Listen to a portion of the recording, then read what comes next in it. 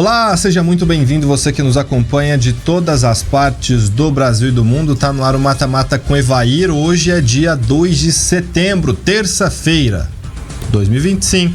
Sou Rafael Tomazetti, nós vamos juntos aqui pela próxima hora com muita informação para você. E hoje é o último dia, Evair Paulino, do mercado da bola para os clubes brasileiros das séries A e B. Tem até hoje para contratar. Palmeiras já contratou, né? Já contratou todo mundo? Quer mais ninguém, não? Eu acho que mais um precisava. Um meia mesmo. Eu acho que faz falta pro Palmeiras. Quem você levaria? Puxa vida, o Palmer. Não dá tempo mais? Não, então. Aí até eu que sou boba. Tá certo. Janaína Carvalho, e aí? Tudo jóia? Animada pro último dia da janela? Uai, muitas movimentações, né? Mas aqui eu tô mais curiosa pra saber o que vai acontecer. É o enredo, né, do Marcos Leonardo com São Paulo. É a negociação principal, mais quente que tem ocorrido e com muitas idas e vindas. Isso, e principalmente porque o São Paulo, no meu ver hoje, entre os times ali do alto escalão, é o que mais precisa de reforços. Porque tem muita gente no DM. É uma coisa que a gente não entende que acontece lá no São Paulo. Mas vamos lá então falar das movimentações dos times brasileiros nesse último dia de janela de transferências.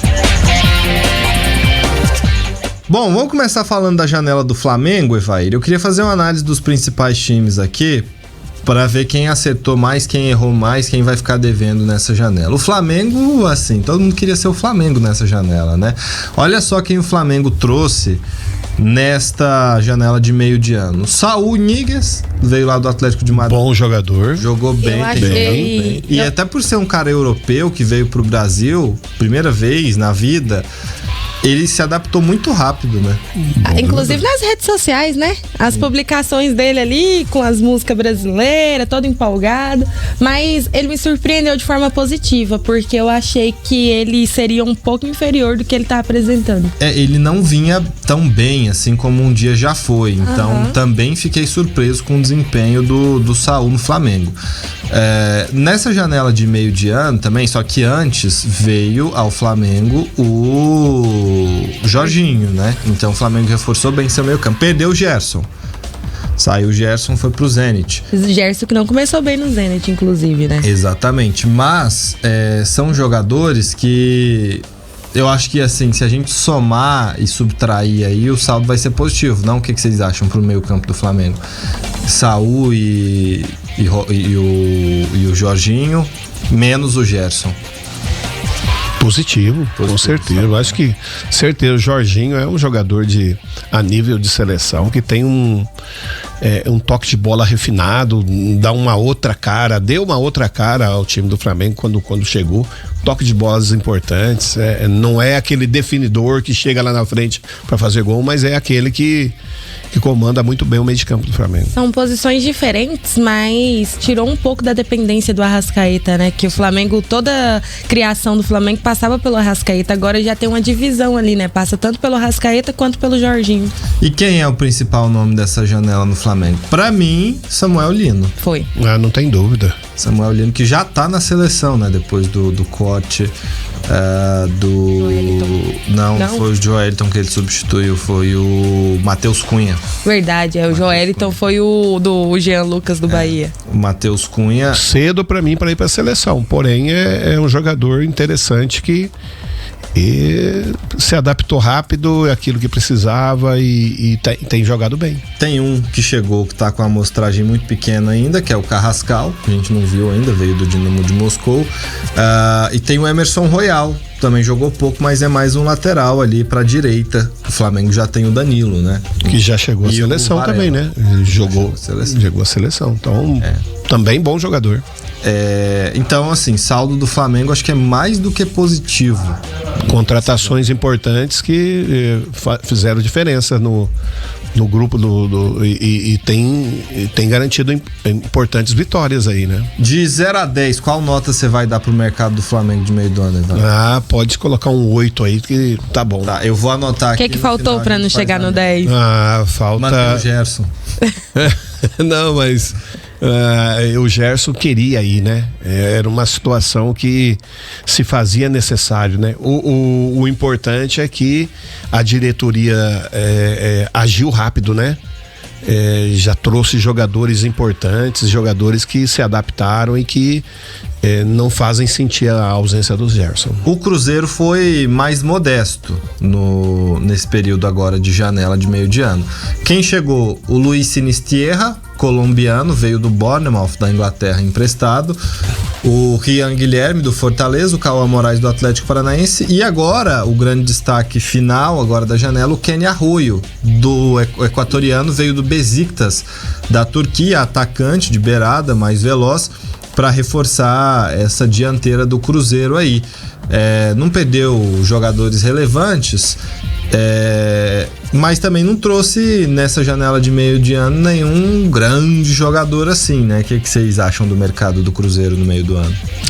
Eu acho que o maior acerto do Cruzeiro esse ano não foi nem nessa janela de agora, né? Foi o treinador lá no começo do ano que conseguiu colocar o Cruzeiro no trilho. Coloca mais a saída do Dudu também, já pode colocar aqui. Já foi, acho que foi um acerto ali para as pretensões e lógico, trouxe o Caio Jorge, né? E na primeira, né? Que fez uma diferença muito grande. Os jogadores do Cruzeiro estão em boa fase, né? Então o mérito do Cruzeiro foi manter seus principais jogadores, né? Por exemplo, Caio Jorge, que foi assediado pelo Bayer Leverkusen, da Alemanha. Esse veio na primeira já, né? Foi. Então, no caso, o maior acerto do Cruzeiro foi não ter dispensado jogadores. Trouxe mais do que perdeu e não perdeu nenhum jogador relevante, né? Manteve Matheus Pereira, manteve Caio Jorge. E Matheus Pereira também teve bastante assédio aí por vários times, tanto fora do país quanto aqui, né? Não vou falar do zagueiro, que vocês vão falando que Fabrício Bruno? Que eu gosto muito do Fabrício Bruno, então não vou falar não. Mas ele também foi lá no início do ano. O Palmeiras perdeu e trouxe também. Aí a gente tem que fazer peraí, qual nota vocês vão dar pro Cruzeiro? O Flamengo foi 8, mercado do Cruzeiro. Falando lá da primeira até agora, pode ser um 8 também, que eu acho que valeu a pena, foram bem acertados e decisões acertadas dentro do grupo, né? E são coisas que não é comum acontecer, né? Por exemplo, segurar jogador com valor alto, que estão oferecendo por ele, manter treinador mesmo tendo resultados negativos, uma sequência negativa, acho que de 10 jogos, né? Que aconteceu com o Léo Jardim, dispensar o Dudu, que é um jogador de nome, que custou caro. 5 jogadores chegaram ao Palmeiras nesta janela. O grande destaque é o Andreas Pereira, meio-campista que veio do Fulham, na Inglaterra, 10 milhões de euros, mas não foi a contratação mais cara, o Andreas Pereira. Foi o Ramon Sousa, que também veio da Inglaterra, do Nottingham Forest, 12 milhões, olha lá o Andreas Pereira no anúncio dele, 12 milhões e meio de euros custou o Ramon Sousa, paraguaio, que veio do Nottingham Forest pro ataque. Kelvin, do CSKA Moscou, lateral. Carlos Miguel, goleiro do Nottingham Forest, custou 5 milhões e meio de euros, veio para o Palmeiras. E o Jefté, lateral, veio do Rangers, da Escócia, por 7 milhões de euros. No total deu quantos jogadores? São 5 jogadores. 5 jogadores? Sousa, Kelvin, Carlos Miguel, Jefté e Andrés Pereira.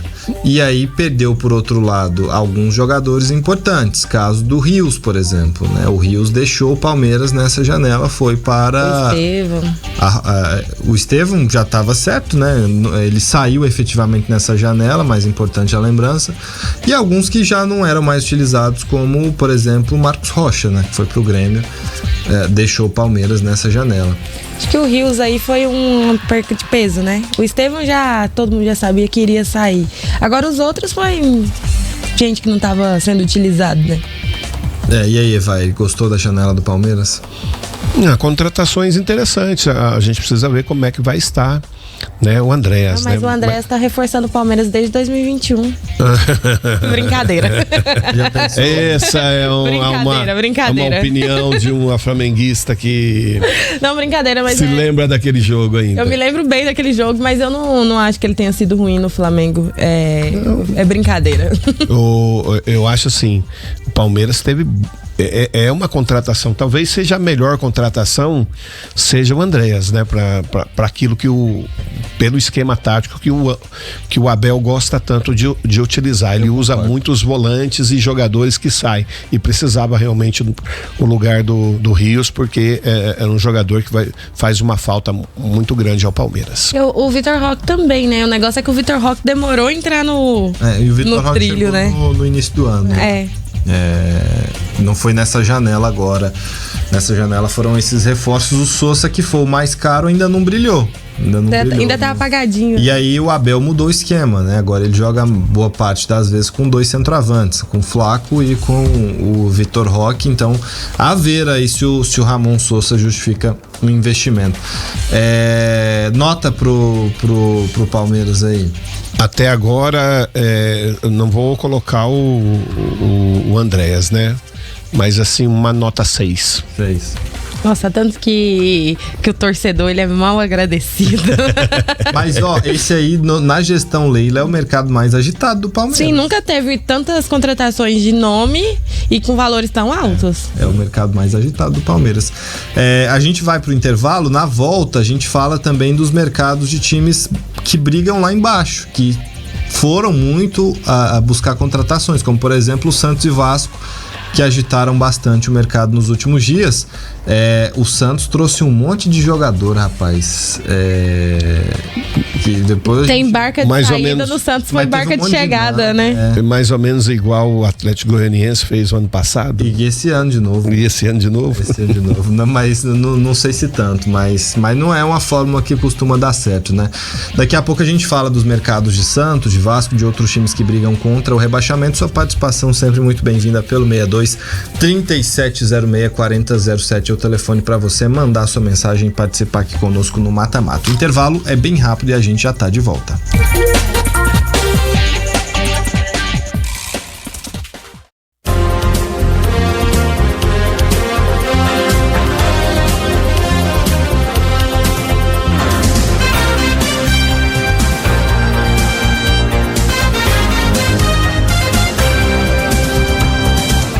Estamos de volta com o Mata Mata. Vamos de Vasco agora, galera.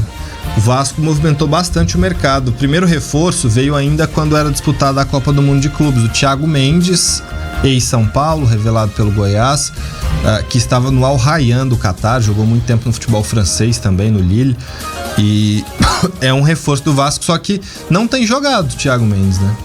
Tá lá, mas tá lá. Nem utilizado tem sido, né?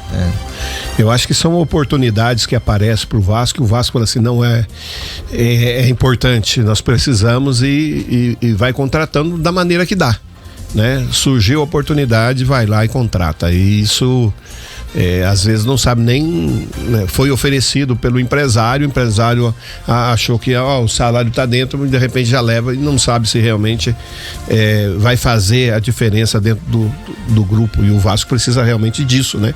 Que chegue alguém e faça a diferença. Faz contratações sem planejar, né? Sim. E ele teve excelentes passagens, tanto pelo Goiás quanto pelo São Paulo e também no futebol francês. Então me surpreende ele ser um cara que tá tão apagado lá no Vasco. Bom,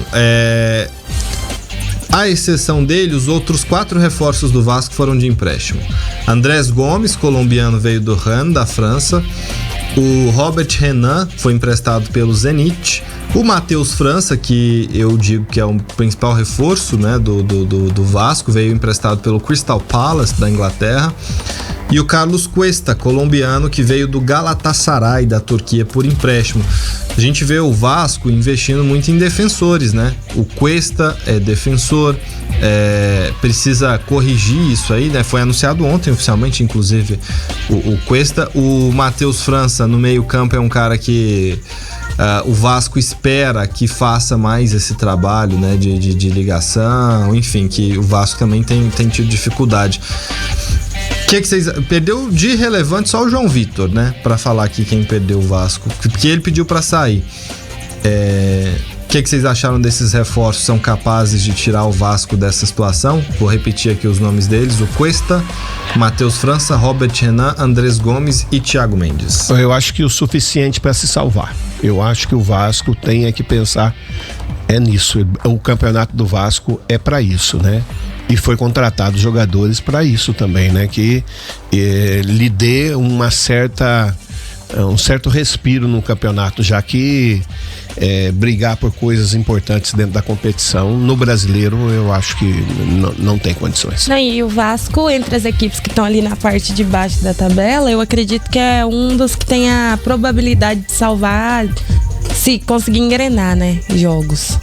O Vasco que teve muita situação ali, né, daquelas bem complicadas, porque negociou com o jogador, o cara machucou, teve pelo menos 2 ou 3 casos que aconteceram do Vasco tá acertado com o jogador, o cara machucar, acho que foram 2 casos, e aí tem também aquele acerto que depois o cara volta atrás, recebe uma proposta melhor, enfim. Da própria patrocinadora, né? Sim. Teve dificuldade durante o ano, isso atrapalha muito, né? E também vem outra questão, quando tem jogadores sondados por outros clubes, principalmente dentro do Campeonato Brasileiro, e o time tá lá brigando na parte de baixo da tabela, as chances do jogador querer ir pra um time que tá brigando pra não cair são menores. Em 2014, 2013, o Palmeiras passou por isso. Jogadores preferiam esperar uma outra proposta a não ir pro Palmeiras, justamente pela situação financeira, pela maneira que passava o time. O risco de queda. Então, tudo é pesado para o jogador, o seu empresário, tudo é conversado. Então, infelizmente, o futebol brasileiro tem isso, e é lógico, o jogador vai escolher onde tem mais possibilidade de crescer na carreira, né? E aí, o Santos foi outro time que passou por essa situação, Evair, porque o que a gente viu de jogador que o Santos negociava e não chegava a acerto com ninguém, foi impressionante. E um caso que eu acho que ilustra isso é do jogador da Inter de Milão, né? O Tomás, vou lembrar o sobrenome dele aqui, mas é o zagueiro que estava no Monza, pertence à Inter de Milão, e ele não fechou. Depois de ter fechado, não fechou. Já estava fechado e aí voltou atrás e não fechou com o Santos, repensou. Tomás Palacios, lembrei. O argentino que é da Inter de Milão. Não fechou e acabou não vindo. Tentou bastante jogadores, né? Tentou. Você via notícia do Santos no mercado todo dia, mas sabe quantos jogadores do Santos fechou? 4.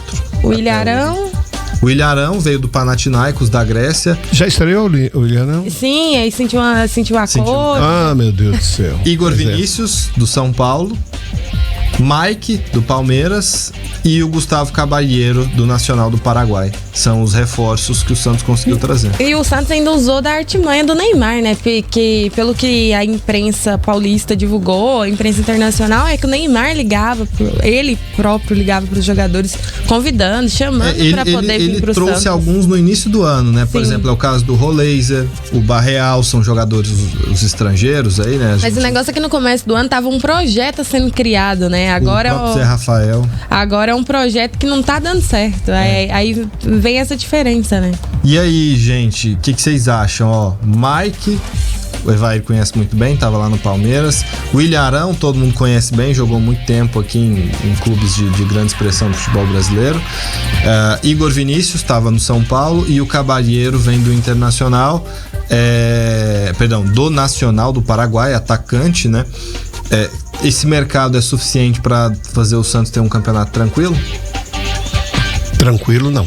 Tranquilo, o Santos a posição dele na tabela já mostra que não vai ser tranquilo. E que não deu certo, né? O Santos não tem time para ter essa tranquilidade no campeonato, né? Por mais que o Mike seja bom jogador, o Arão seja bom jogador, mas só isso, né? O Zé Rafael também é bom jogador, Neymar a gente sabe condições que tem o Guilherme que é bom jogador, tem Tiquinho ali buscando uma melhora, porém são assim, mesmo assim o Santos é aquele time que, na minha opinião, as contratações até normais, até boas contratações, mas infelizmente o elenco do Santos não é bom. Sabe, o que eu acho interessante? Que, por exemplo, Marcos Leonardo, que agora tá sendo sondado pelo São Paulo, né? O Tomazete vai falar sobre isso daqui a pouco. Mas ele é do Santos, veio da base do Santos e não quis retornar. Não quis retornar pro Santos. Isso aí é exatamente isso. E rola aí rumores que o próprio Neymar ligou pra ele, chamando, tentando convencer ele a voltar pro Santos e ele não quis. Não, interessante, não sei se vocês se lembram, tempos atrás tinha jogador que não queria fazer a 7ª partida para poder ter uma negociação, né? E isso é triste, né? E são jogadores que sequer merecem ficar no Santos. São situações que infelizmente o Santos tem passado. Os times têm até 11h59 da noite de hoje para registrar os jogadores e aí fim de mercado. Aí só no ano que vem que reabre em janeiro.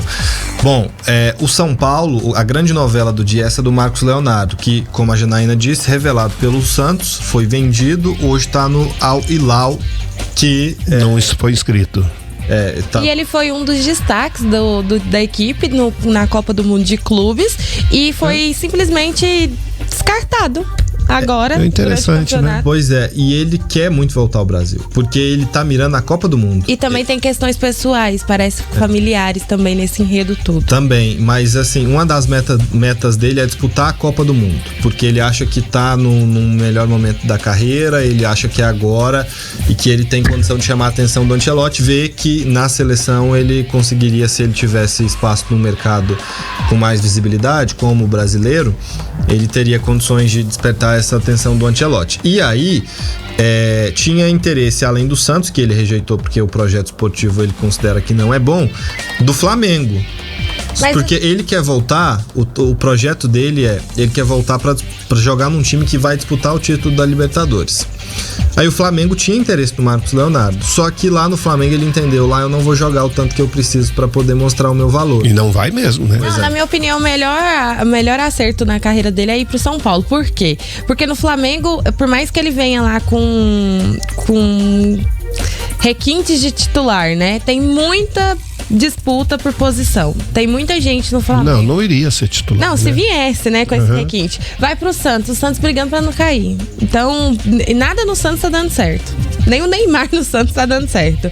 E aí, vai pro São Paulo, onde ele não vai ter disputa nenhuma, porque todos os bons jogadores do São Paulo estão machucados. Então ele vai ser titular absoluto, e na minha opinião seria o maior acerto. O André Silva foi o último que ensejou a diretoria do São Paulo a fazer esse arranque aí pelo Marcos Leonardo, numa história que vai e vem, né? E sabe quem pode voltar também para falar de movimentação de mercado de último dia? Quem? William, ex-Corinthians, ex-seleção brasileira, se não ia mais jogar no futebol brasileiro. O Grêmio tá perto de fechar a contratação dele, pelo menos essa é a notícia de agora. Pode ser que termine o dia e ele não sei. Mas o William tá com seus 38 já? Não tem 38 não, mas ele já tá com 30 e alguns. Já há algum tempo que ele tá fora. Mas ele falou que nunca mais ia jogar no Brasil? Então, nunca mais durou pouco, e né? ele inclusive recusou uma sondagem do 37, vai. Quase acertou. Quase acertei, mas é um jogador interessante. Mas ele faz 38, ele fez 37. Foi. É um jogador que o forte dele seria a velocidade. Eu não sei se com 37, 38 anos ele já tem toda essa mobilidade, tudo aquilo que se precisa, se exige no futebol brasileiro. E ele sabe muito bem, né? Que chegou aqui, o calendário é apertado. E tem o que foi problemático para ele foi a violência, né? Porque a cobrança da torcida do Corinthians com aquele grau de violência, ele falou que não queria mais jogar aqui, e parece que vai voltar. A Rádio Itatiaia, por exemplo, já deu como certa a contratação dele pelo Grêmio. O Santos, a gente falou que devolveu o David Washington, jovem, foi revelado pelo clube, para o Chelsea. E não vai, portanto, mais jogar pelo Peixe, volta pro Chelsea, não vinha sendo utilizado, garoto do ataque do Santos. A gente vai para mais um intervalo, na volta vamos trazer mais detalhes daquela informação que o Evair já destacou aqui no início do programa. Não tem mais treinador, o Galo, parece que o Anselmo voltou atrás, hein? Intervalo é rápido, daqui a pouco a gente traz essa notícia para você.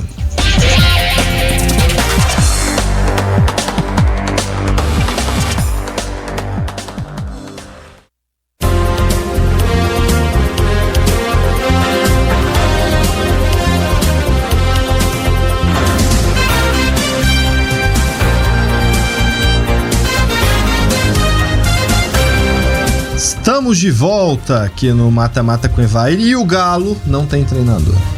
A gente tinha até noticiado aqui ontem que o Martim Anselmi, argentino, que treinava o Futebol Clube do Porto, time do coração do Evair lá em Portugal, não vem mais, viu? A gente noticiou que ele viria, não vem mais o Martim Anselmi. Ontem ele já passou a refletir, acho que ele começou a estudar mais sobre o clube, viu que o perfil dos outros nomes cogitados, de um pelo menos dos outros nomes, era muito diferente do dele, e as notícias de que o elenco preferia um jogador, um treinador como o Sampaoli, e que a torcida preferiu o Sampaoli, acho que ele deve ter repensado, falou, eu vou para um mercado em que eles demitem treinadores dia sim, dia também. Todos os dias do ano, em que o número de demissões de treinadores é quase o mesmo número de rodadas do Campeonato Brasileiro, que a torcida não me quer, que é um outro cara, que os jogadores, inclusive teve jogador do Atlético dando entrevista falando que treinador não precisa dar bom dia, que foi pra mim uma clara referência ao Sampaoli, né? Mas aí também vem a parte financeira, né? Porque provavelmente ele deve ter analisado isso também. Aí viu o elenco, viu que a parte financeira tá um pouco defasada, não ia conseguir ter reforços. Não ia ter reforços porque até porque não tem dá tempo, né? Não dá tempo. Mas eu acho que não foi questão de elenco, não, viu? Eu acho que ele viu porque a notícia que tem ele saiu do Porto, ele não queria voltar a trabalhar agora, mas aí chegou uma proposta de um time, e ele trabalhou aqui no Independiente del Valle, então ele é argentino, né, sul-americano, então ele conhece muito bem o Atlético Mineiro. Aí ele, poxa, nunca trabalhei no Brasil, o Atlético Mineiro é um clube de grande expressão no Brasil, tem uma torcida apaixonada, tem uma boa estrutura, um estádio novo, vou trabalhar lá. Aí depois que ele deve ter assim indicado que aceitaria a proposta, foi olhar o noticiário do Galo, a torcida pedindo Sampaoli, os jogadores falando que treinador não precisa dar bom dia, e aí quem acompanha o dia a dia do Galo noticiando que os jogadores preferiam o Sampaoli. Aí ele falou, o que eu vou amarrar meu burro nesse lugar, né? O que eu vou amarrar meu burro? Eu acho que foi isso. Pode ser também, né? Porque se os jogadores já falaram que preferem o outro, então as chances de abraçarem a ideia deles são baixas, né? E aí na primeira derrota a torcida ia pra cima do Anselmi. O que mais me deixa indignado aí é a torcida querer o Sampaoli. Essa situação aí, que tudo aquilo que ele já aprontou no Campeonato Brasileiro, no Mineiro mesmo, tudo aquilo que a gente ouviu falar dele, e eu acho que justamente é um momento em que o Atlético Mineiro precisa de um cara com cabeça mais pensante, mais tranquila, que eu imagino que seja o oposto do Sampaoli. E o ruim é que, pelo andar da carruagem, vai desperdiçar um tempo precioso para esse treinador ter o mínimo de trabalho para chegar no jogo contra o Cruzeiro, né, na Copa do Brasil, com um time minimamente tendo assimilado a ideia de quem chegar, né? Já é a semana que vem, né? Porque você tem semana que vem, você tem agora esses dias, você teria essa parada da seleção, né? Pra você fazer uma semana de treinos, né, mais eficaz. E aí, se tivesse um treinador, chegava e já punha marcha nos treinamentos, né? Mas os jogadores não vão ter tempo, vai chegar em cima pelo andar da carruagem aí, esse novo treinador do Atlético Mineiro. São algumas das principais notícias do mercado. Hoje, evidentemente, ao longo do dia tem muita atualização. Pode ser que quando o pessoal esteja nos escutando, muita coisa, inclusive, já tenha mudado, né?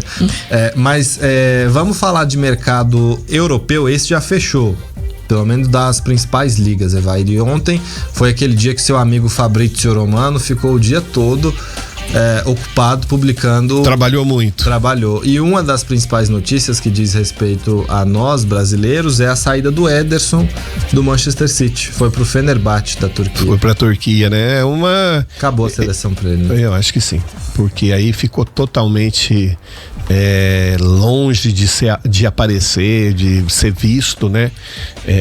Ir para um lugar como esse aí, como o Zenit, esses lugares aí, é pedir para não voltar mais na seleção, é pensar somente na parte financeira, porque no futebol brasileiro não vai ser mais visto. E aí ele já não tá sendo relacionado, né? Que perdeu espaço aí pro Hugo. Não que o Hugo tenha feito um mau trabalho, né? Não é isso. Mas optar por ir para um lugar onde ele não vai ter vitrine também é um tiro no pé. E aí o Manchester City já vinha jogando com o Ederson, não vinha jogando, vinha no banco. O James Trafford, jovem inglês, era o titular com o Pep Guardiola nesse início de temporada, e agora contratou o Didio, o Gianluigi Donnarumma, vai jogar no Manchester City, saiu do Paris Saint-Germain. Que também foi outra saída que eu simplesmente não entendi. Não deu pra entender, né? Dos melhores goleiros do mundo, né? Mas o Luiz... Eu tenho a impressão que o Ederson, ele acho que se cansou das cobranças do Guardiola. Eu acho que ele chegou ao limite, deve ter tido... falar, não quero mais saber, aqui já tá bom, eu vou ganhar meu dinheiro ali e o Ederson já não vinha convocado pelo Ancelotti, né? Nas duas primeiras convocações o Ederson não foi chamado. Acho que pra ele seleção agora fica muito complicado. E outro que vai deixar, que o Fabrício Romano já deu o here we go aqui, o Gundogan, outro jogador histórico. Você vê que é realmente um fim de ciclo que o Manchester City passa desde o ano passado para revolucionar seu elenco. Gundogan vai para outro time turco, o Galatasaray. Vai com contrato até 2027. Tá em Istambul, fez exames e vai jogar no Galatasaray. Outras movimentações importantes ontem no mercado da bola são muitas, assim, são do futebol inglês, né, que viveu o seu último dia, o italiano também, enfim. Falar em City no italiano, o Akanji foi para Inter, o zagueiro Manuel Akanji, o suíço, estava lá no City, era reserva, fechou o empréstimo com a Internazionale de Milão. O Chelsea já tinha escanteado ele. Aí eu posso falar porque o Evair gosta dessa posição de centroavante. Lembra do Nico Jackson, né? Que foi até escanteado, ele era titular, aí o João Pedro chegou, ele já assumiu do time. Nossa, muito fraco. O Brancão lá. Ele é negro. Não, então não, tô confundindo. O Brancão, acho que tá falando, é o Liam Delap, que machucou. Nossa, mas ele é muito ruim mesmo. Fraquinho pra jogar num Chelsea. E o João Pedro ainda chegou bem mal fisicamente, que provavelmente estava de férias e acabou tomando a posição e sendo ali destaque no Mundial. O Jackson foi pro Bayern. E a grande notícia do dia ontem foi a contratação do Alexander, aí falem como preferirem, Isaac ou Isaac, sueco, na maior novela da janela. Ele era do Newcastle e foi vendido para o Liverpool pela bagatela de 125 milhões de libras, portanto praticamente R$1 bilhão, super mais baratinho. Os add-ons que eles falam, que são aqueles extras, que vai chegar ao valor de 145 milhões de libras. Super baratinho, quase nada. R$1 bilhãozinho para você ver quanto o dinheiro lá fora é muito mais forte do que o nosso, né? Pois é, aí eu quero falar do Liverpool. Eu puxei aqui o Isaac porque o Liverpool foi uma máquina. O Liverpool não é um time que costuma fazer mercados tão agressivos. O Chelsea tem mais essa característica, mas o Liverpool quebrou a banca, gente, nesse mercado. O Liverpool contratou todo mundo, olha só. Trouxe uma promessa italiana do Parma, o Giovanni Leone, para a defesa. Para a lateral esquerda, contratou o húngaro Milos Kerkez, estava no Bournemouth, seu adversário no futebol inglês. Contratou o holandês Jeremy Frimpong, do Bayer Leverkusen, que vinha fazendo ótimas temporadas lá no time alemão. O Florian Wirtz, alemão promissor, extremamente promissor, é tido como o grande destaque dos próximos anos do futebol alemão. Custou caro também, daqui a pouco eu falo os valores pro meio campo. No ataque trouxe simplesmente os principais jogadores do mercado que estavam ali, digamos, sendo falados. Além do Isaac, o Hugo Ekitike, francês, Ekitike, que estava no Eintracht Frankfurt, lá da Alemanha, foi contratado. Olha só os gastos totais do Liverpool nessa janela: 482 milhões de euros, que tá em euros. Deixa eu até fazer a conversão aqui para ver quanto é que o Liverpool gastou. Em 3 bilhões e 77 milhões de reais gastou o Liverpool nessa janela, e o Palmeiras agora em julho acabou de chegar a receita de 1,1 bilhão de reais.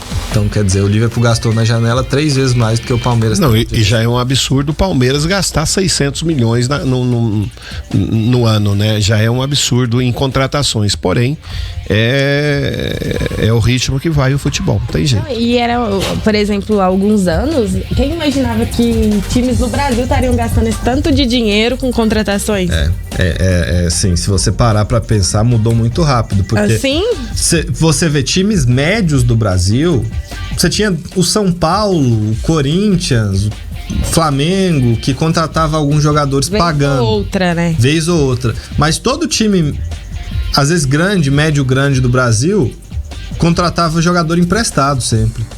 Você vê, assim, times relevantes no cenário nacional: Atlético Paranaense, Goiás, Vitória, Coritiba, tudo, até 2012, assim, os jogadores eram, ou que não chegava de graça, era jogador emprestado, de algum time de fora ou de algum clube maior.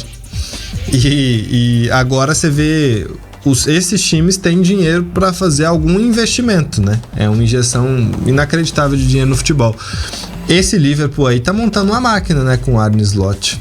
A gente não vai dar tempo da gente falar agora, na volta a gente fala mais desse mercado europeu, porque você teve algumas movimentações interessantes e a hierarquia do futebol pode ser que mude. Quem sabe o Liverpool não volta a conquistar a Liga dos Campeões. Intervalo é rápido, daqui a pouco a gente volta a se falar.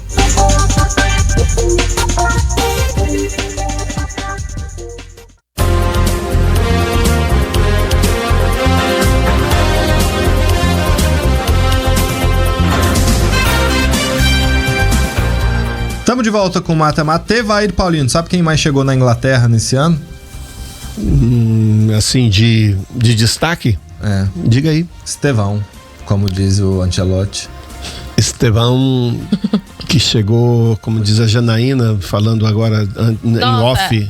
Rolou uma resenha ontem que a CBF divulgou, e alguns jornalistas também, né? Alguns momentos ali do treino da seleção brasileira, e aí o Bruno Guimarães estava, o Estevão falou alguma coisa em inglês e o Bruno Guimarães falou assim pra ele: esqueceu o português? Aí tava lá rolando a resenha. Ele foi eleito a segunda melhor contratação da Premier League, viu? Primeiro lugar do Palhinha, que estava no Bayern de Munique, foi pro Tottenham. E o Estevão, ex-Palmeiras, Chelsea, agora segunda melhor contratação segundo o pessoal que cobre a Premier League. Calma, né? Foi só a segunda rodada, né? Terceira já? Calma, é muito cedo. Ele jogou ainda os 3 jogos. Ele foi titular contra o West Ham, fora de casa, e contra o Fulham, em casa. Eu achei que nesse início ele nem titular seria, na verdade. Ele ia esperar no banco. Quem começou como titular foi o James Gittens, que veio do Borussia Dortmund. E aí o Estevão ganhou a posição no segundo jogo.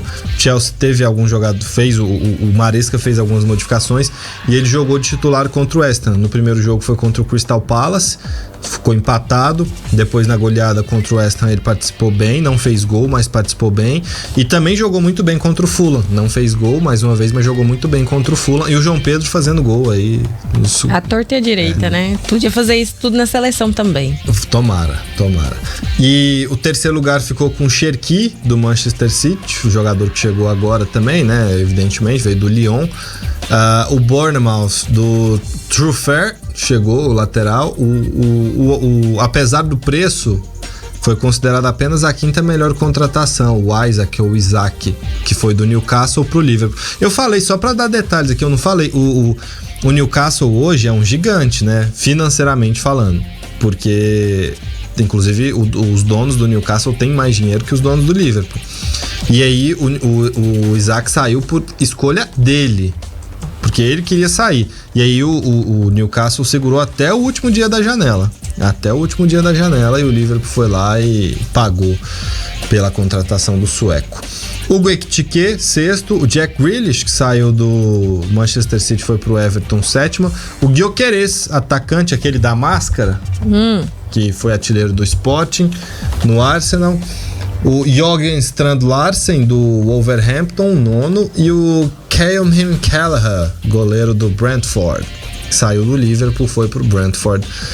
E aí tem nessa lista aí ainda outros brasileiros, o 28º Douglas Luiz, que voltou pro futebol inglês, Nottingham Forest, enfim. Ô, galera, pra vocês, quem que é o melhor time da Europa depois dessa janela, hein? Pensando assim, rápido. Na Europa, quem começou bem... O Liverpool tá bem... É difícil de dizer, né? Quando começar a Champions, aí a gente tem mais ou menos uma ideia, mas assim, nos campeonatos regionais, os campeonatos dos países, assim, não dá pra chutar alguém ainda que... Tá cedo, assim, né? Tá muito cedo, mas acho que... pra olhar por elenco. Por elenco, talvez o Chelsea, né? Se a gente for por tudo aquilo que já fez, por aquilo que conquistou e tal, talvez o Chelsea. Agora esse ataque aí o Ekitike no Liverpool, ele é o primeiro cara que marcou em todos os primeiros jogos aí na história do clube, acho que foi os primeiros 3 jogos, não me lembro aqui, mas ele quebrou uma estatística importante, o Ekitike. Se você for levar em consideração o campeonato espanhol, você vai sempre ter o Real Madrid e o Barcelona, né? Você vai dizer, esses dois aí, Barcelona alguma coisa vai ganhar. O Barcelona ainda não brilhou, o Real Madrid também não, mas evidentemente eles são times mais fortes aí, de fato. Eu acho que o Chelsea vai melhorar esse ano, porque não brigou por nada relevante no campeonato inglês, na Premier League nos últimos anos, tampouco brigou por título da Liga dos Campeões, né, desde aquele último.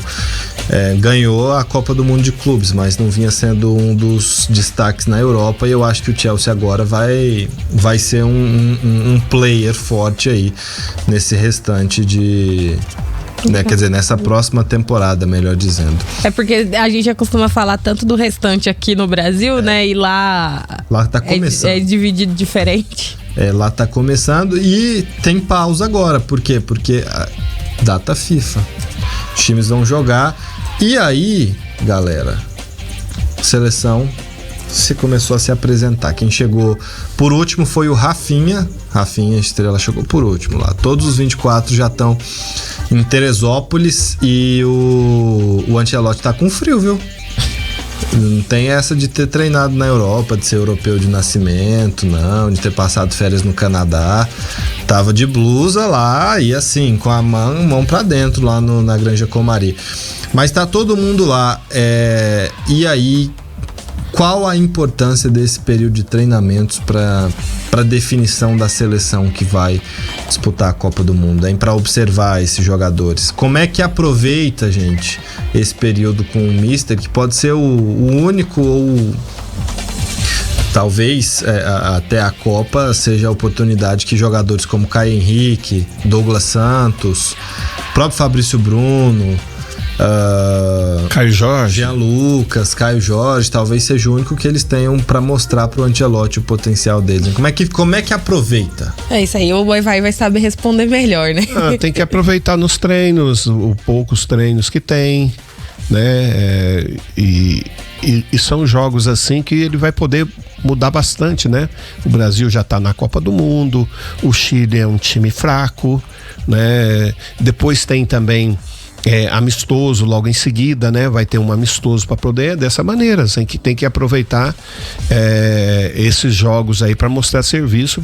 O Mundial já tá batendo na porta e é lógico que não precisa definir agora. Pode aparecer um ou outro ali que precisa de uma outra oportunidade. Tô falando do Pedro, tô falando de jogadores aí que a gente sabe que tem capacidade de vestir a camisa da seleção. Eu acredito que o principal segredo seja não deixar o nervosismo agora tomar conta. Porque como a maioria sabe, por exemplo, que pode não ser convocado novamente, que vai ter mudanças, que ele vai rodar o elenco para poder ver o que dá para aproveitar ou não, quem que ele quer, o que ele não quer, eu acho que o nervosismo pode sim atrapalhar.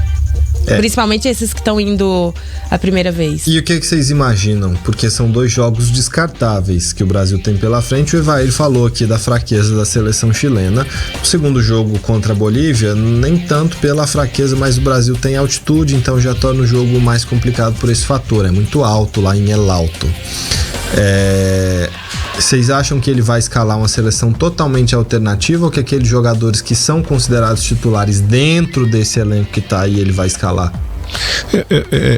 Eu acho que ele vai manter aquela espinha, né, que a gente até já conversou aqui, né, Alisson, Casemiro, Richarlison talvez no ataque, né, mas depois sim ele precisa mudar, né? Ele precisa dar oportunidade para esses novos que estão chegando. João Pedro, Caio Jorge, são jogadores assim interessantes que têm a possibilidade de mostrar um pouquinho mais, né? Tomara que ele faça isso, porque eu acho que esses jogadores merecem essa oportunidade.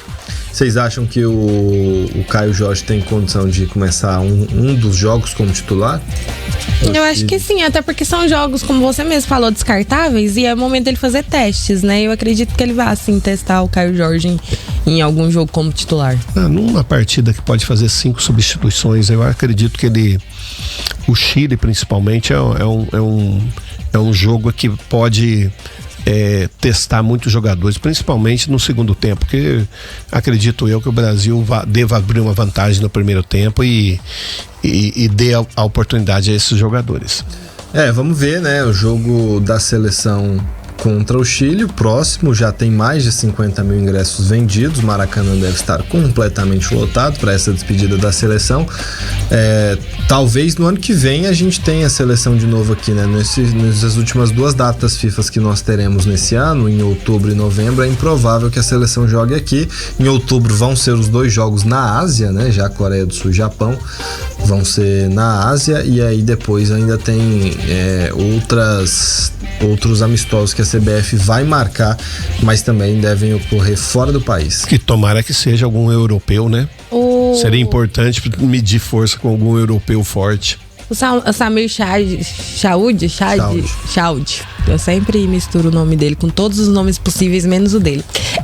Ele falou que vai tentar todas as escolas, né? Então provavelmente teremos amistosos aí com seleções europeias. Tomara que seja. A gente já começa com os sul-americanos aqui, né? Que é a eliminatória, e depois a gente pega os asiáticos. Vai ter africano na próxima. Eu falei aqui da Angola, já tá praticamente confirmado. E aí você vai ficar faltando ainda o futebol da América do Norte. Só tem Estados Unidos, Canadá e México, né?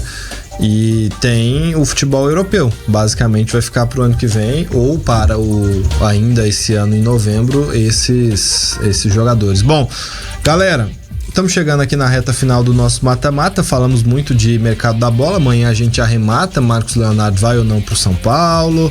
O Santos vai trazer mais jogador. O Vasco, de repente, pinta alguém lá no Palmeiras. Ou no Botafogo, Flamengo, que adora contratar assim de última hora. Que perdeu o Cuiabano, né? Botafogo a gente não falou aqui, mas é o time que mais. Amanhã a gente analisa com mais calma o Botafogo. Botafogo foi pra onde o Cuiabano?